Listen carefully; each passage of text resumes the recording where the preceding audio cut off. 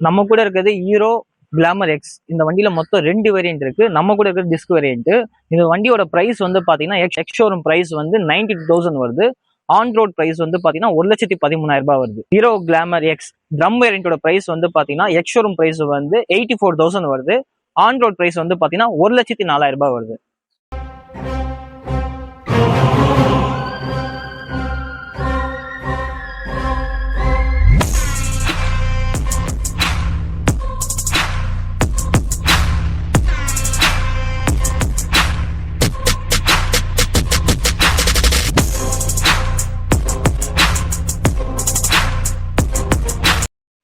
இந்த வண்டியோட ஸ்பான்சர் வேற யாரும் இல்லை, என்னோட ஃப்ரெண்டு தான். அவர் தான் வண்டி புதுசா வாங்கி 1 வீக் ஆகுது.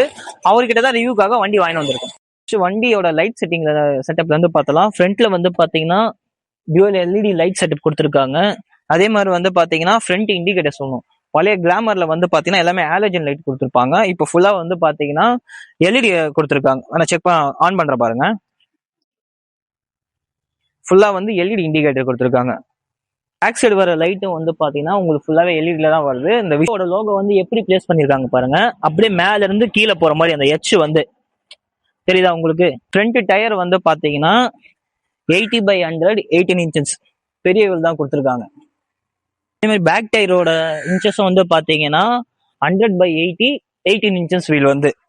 ஃப்ரண்ட்ல வந்து பாத்தீங்கன்னா டெலஸ்கோப் சஸ்பென்ஷன் கொடுத்துருக்காங்க. அதே மாதிரி டிஸ்க் வந்து பாத்தீங்கன்னா 240 mm கொடுத்துருக்காங்க. டிஸ்க் பிளேஸ்மெண்ட் பண்ணி வந்து பிரேக் வந்து. அதே மாதிரி பேக் வந்து பாத்தீங்கன்னா 5 ஸ்டெப் அட்ஜஸ்டபிள் ஷாக் அப்சர் கொடுத்துருக்காங்க. பேக்ல வந்து பாத்தீங்கன்னா உங்களுக்கு வந்து டிஸ்க் வராது. பேக்ல வந்து ட்ரம் பிரேக் தான் வரும். வண்டியோட டிசைன் இந்த கிளாமர் எக்ஸ் அது எப்படி வந்து பிளேஸ்மெண்ட் பண்ணிருக்காங்க, அந்த லோகோ எப்படி தெரியுது பாருங்க. அந்த எக்ஸ்ன்றது வந்து பாத்தீங்கன்னா நல்லா போல்டா வந்து மார்க் பண்ணிருக்காங்க. அந்த வேரியன்ட் தெரியுது. இந்த வண்டியிலே வந்து பாத்தீங்கன்னா மொத்தம் வந்து 3 கலர் வேரியன்ட் இருக்கு. ஒன்னு வந்து பிளாக் அண்ட் ரெட், இன்னொன்னு வந்து பாத்தீங்கன்னா இந்த மேட் கிரே, இன்னொரு கலர் வந்து பாத்தீங்கன்னா ப்ளூ கலர். வண்டியோட இந்த கிரவுண்ட் கிளியரன்ஸ் வந்து பாத்தீங்கன்னா 170 mm. அதே மாதிரி வண்டியோட ஃபுல் ஹைட் நம்ம உட்காரம் பாத்தீங்கன்னா இந்த ஹைட் வந்து பாத்தீங்கன்னா 790 mm. இப்ப நான் வந்து பாத்தீங்கன்னா 5.6 இருக்கேன். என் ஹைட்டுக்கு வந்து பாத்தீங்கன்னா ஓகே கரெக்டா தான் இருக்கு. ஒரு கால் வச்சு நல்லா பேலன்ஸ் பண்ண முடியுது. 2 கால் வச்சு ஓரளவு மேனேஜ் பண்ண முடியுது. இன்னொட கொஞ்சம் ஹைட் ஆகிறவங்களுக்கு இன்னும் கொஞ்சம் கம்ஃபர்டபுளா இருக்கும். வண்டி ஹேண்ட் பேக் பிடிக்கிறதுக்கும் வந்து பாத்தீங்கன்னா கொஞ்சம் நல்லா இருக்கு. வண்டியோட ஓவரால் வெயிட் வந்து பாத்தீங்கன்னா 127 kg ஓவராலா கிராபிட். அது வந்து பாத்தீங்கன்னா எனக்கு ஓகே தான். வண்டி வெயிட்டா இருக்க மாதிரிலாம் ரொம்ப ஃபீல் ஆகல, நமக்கு நார்மலா தான் இருக்கு. வண்டியோட சீட் லென்த் வந்து பாத்தீங்கன்னா எக்ஸாக்டா என்னன்னு எனக்கு தெரியல. ஆனா வண்டி சீட் வந்து பாத்தீங்கன்னா நல்லா தாராளமா தான் இருக்கு. ஒரு ஃபேமிலி வந்து தாராளமா போகலாம். ஒரு ஹஸ்பண்ட் ஒய்ஃப் அப்புறம் 2 குழந்தைங்க கூட்டு போகலாம். ஆனா 2 வீலர் வந்து பாத்தீங்கன்னா 2 பேர் யூஸ் பண்றதுக்கு தான். ஆனா 2 பேரா போறது பெஸ்ட். இப்ப வண்டியோட டிஸ்பிளே ஃபங்க்ஷன் பத்தி பார்க்கலாம் வாங்க.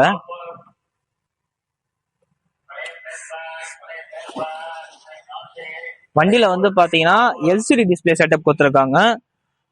அப்புறம் வந்து பாத்தீங்கன்னா ப்ளூடூத் கனெக்ஷன் இந்த மாதிரி நிறைய ஃபங்க்ஷன் இருக்கு. அதுக்கு வந்து ஹீரோட ஆப் ஒன்று இருக்கு.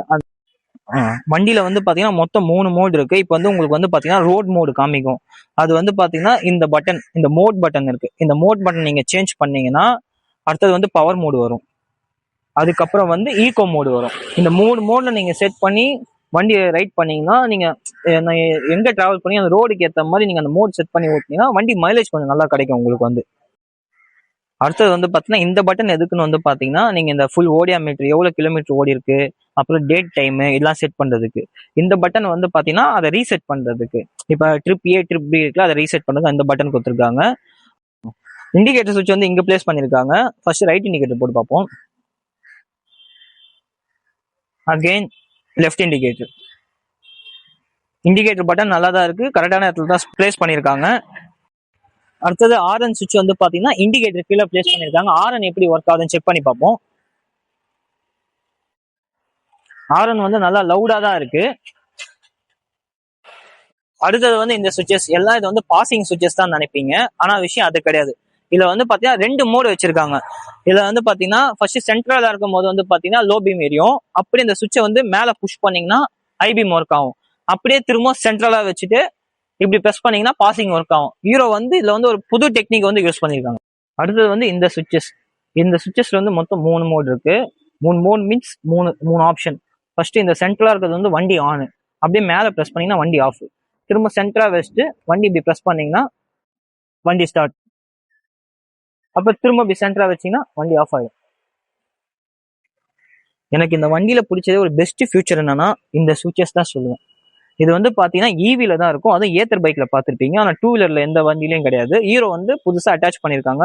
அது என்ன சுவிட்ச் என்ன ஃபீச்சர்ஸ் வந்து பாத்தீங்கன்னா க்ரூஸ் கண்ட்ரோல் சுவிச்சஸ். இது வந்து பாத்தீங்கன்னா கார்ல இருக்கும், அப்புறம் ஈவில இப்ப எலக்ட்ரிக்ல வந்து ஏத்தர் தான் வச்சிருக்காங்க. இது நீங்க வந்து வண்டி வந்து ஹைவேல வந்து டிரைவ் பண்ணிட்டே போயிருக்கீங்கன்னா ஒரு 50, 60 ஆர் 70ல போறீங்கன்னா அப்போ வந்து வண்டிக்கு ஆக்சிடென்ட் கொடுக்கவே தேவையில்ல. க்ரூஸ் கண்ட்ரோல் பட்டன் நீங்க ஆன் பண்ணி விட்டுட்டு அந்த ஸ்பீடு வந்து நீங்க செட் பண்ணி இப்படி ப்ரெஸ் பண்ணிட்டு இப்படி மேல தூக்கி விட்டுருங்க. அவ்வளவுதான். இப்ப க்ரூஸ் கண்ட்ரோல் சுவிட்ச் ஆன் பண்ணி காமிக்கிறேன் பாருங்க. இங்க பாருங்க லைட் பிங்க் ஆகுது பாருங்க, க்ரூஸ் கண்ட்ரோல் ஆன் ஆயிடுச்சு. வண்டி இன்ஜின் பத்தி தான் பார்க்கணும். வண்டி இன்ஜின் வந்து இங்க பிளேஸ் பண்ணிருக்காங்க. வண்டியோட மேக்ஸிமம் பவர் வந்து பாத்தீங்கன்னா 8.5 கிலோவாட்ஸ், அதாவது வந்து பாத்தீங்கன்னா 8250 ஆர்பிஎம். அதே மாதிரி மேக்ஸிமம் டார்க் இது வந்து பாத்தீங்கன்னா 6.5 NM. ஆர்பிஎம் வந்து பாத்தீங்கன்னா 6500 ஆர்பிஎம் வந்து வருது. வண்டி ஃபர்ஸ்ட் ஸ்டார்ட் பண்ணி காமிக்கிறேன், எப்படி இருக்கு மட்டும் பாருங்க. காட்டுறேன் பாருங்க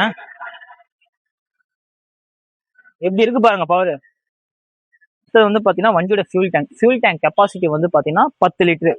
அதே மாதிரி வண்டியோட வந்து ஆவரேஜ் மைலேஜ் வந்து பாத்தீங்கன்னா ஷோரூம்ல வந்து 66 கிளைம் பண்ணிருக்காங்க.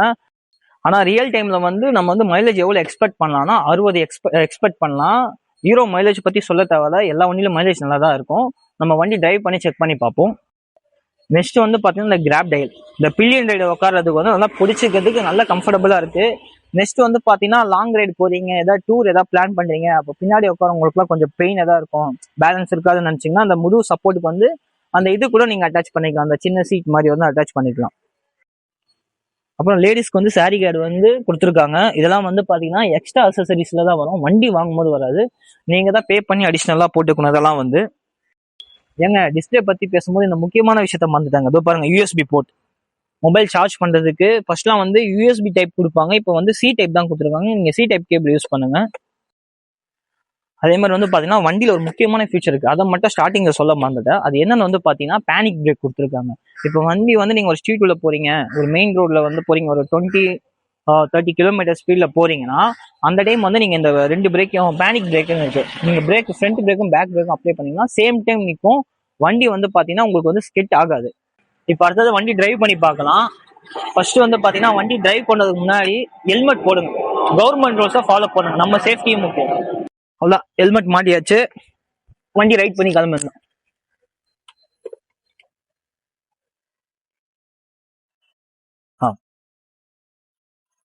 ஸ்டாண்ட் எடுத்தாச்சு, வண்டி மூவ் பண்ணணும்.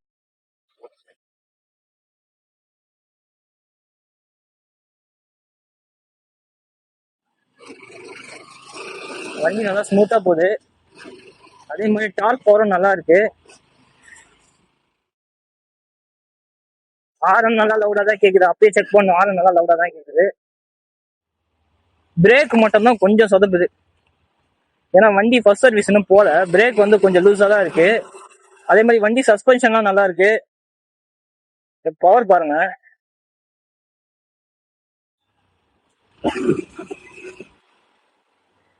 பிரேக் மட்டும் தான் கொஞ்சம். அதே மாதிரி வண்டி ஹேண்ட்பேக் பத்தி சொல்லி ஆகும். ஹேண்ட்பேக் வந்து கொஞ்சம் பார்க்க பெருசா இருக்கு, திருப்பதிலாம் கஷ்டமா இருக்கும்னு நினைச்சோம்.